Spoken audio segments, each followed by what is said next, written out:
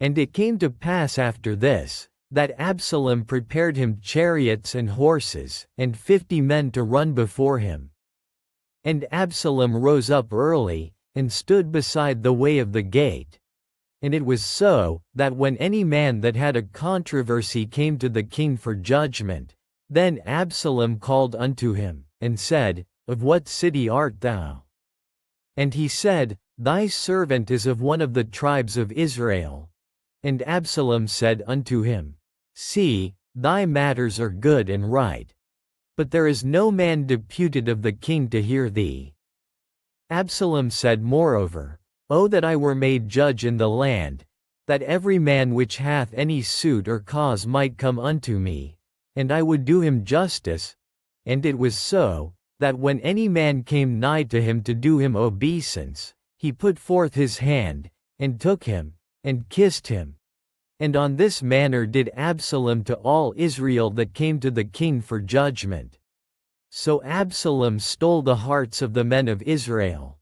And it came to pass after 40 years, that Absalom said unto the king, I pray thee, let me go and pay my vow, which I have vowed unto the Lord, in Hebron.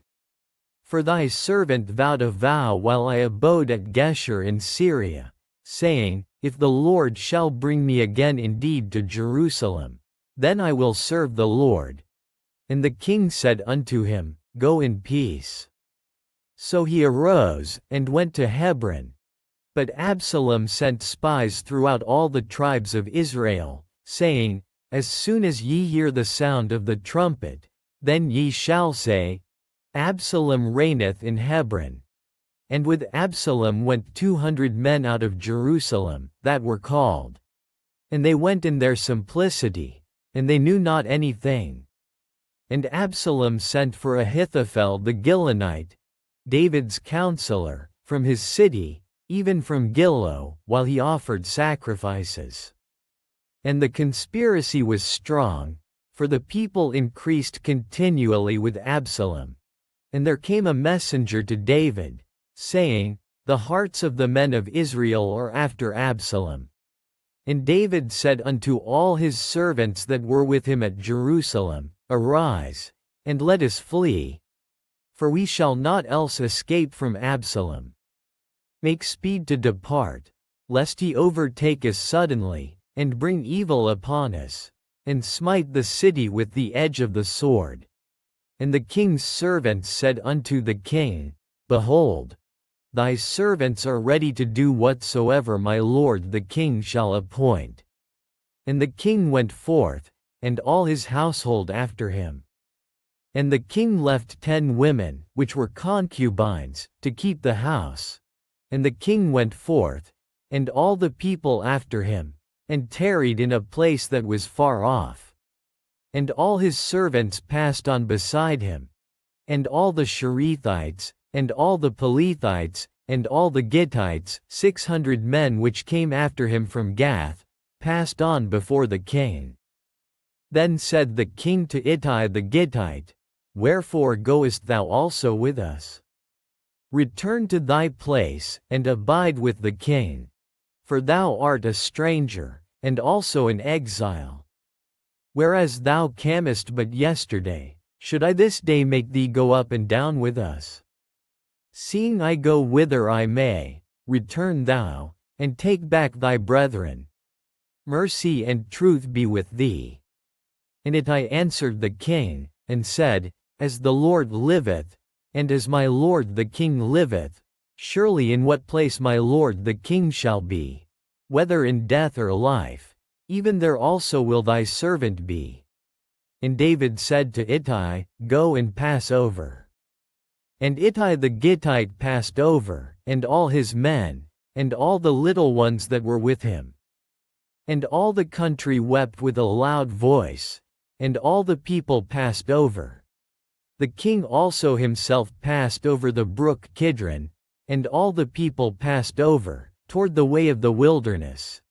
And lo, Zadok also, and all the Levites were with him, bearing the ark of the covenant of God. And they set down the ark of God. And Abiathar went up, until all the people had done passing out of the city. And the king said unto Zadok, Carry back the ark of God into the city. If I shall find favor in the eyes of the Lord, he will bring me again, and show me both it, and his habitation. But if he thus say, I have no delight in thee, behold, here am I. Let him do to me as seemeth good unto him. The king said also unto Zadok the priest, Art not thou a seer? Return into the city in peace, and your 2 sons with you, Ahimaaz thy son, and Jonathan the son of Abiathar. See, I will tarry in the plain of the wilderness, until there come word from you to certify me. Zadok therefore and Abiathar carried the ark of God again to Jerusalem. And they tarried there. And David went up by the ascent of Mount Olivet, and wept as he went up, and had his head covered, and he went barefoot. And all the people that was with him covered every man his head, and they went up, weeping as they went up. And one told David, saying, Ahithophel is among the conspirators with Absalom. And David said, O Lord, I pray thee, turn the counsel of Ahithophel into foolishness. And it came to pass, that when David was come to the top of the mount, where he worshipped God, behold, Hushai the Archite came to meet him with his coat rent, and earth upon his head. Unto whom David said, If thou passest on with me, then thou shalt be a burden unto me.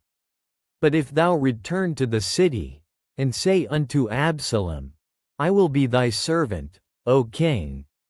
As I have been thy father's servant hitherto, so will I now also be thy servant. Then mayest thou for me defeat the counsel of Ahithophel. And hast thou not there with thee Zadok and Abiathar the priests? Therefore it shall be, that what things soever thou shalt hear out of the king's house, thou shalt tell it to Zadok and Abiathar the priests. Behold, they have there with them their 2 sons, Ahimaaz Zadok's son, and Jonathan Abiathar's son, and by them ye shall send unto me everything that ye can hear. So Hushai David's friend came into the city, and Absalom came into Jerusalem.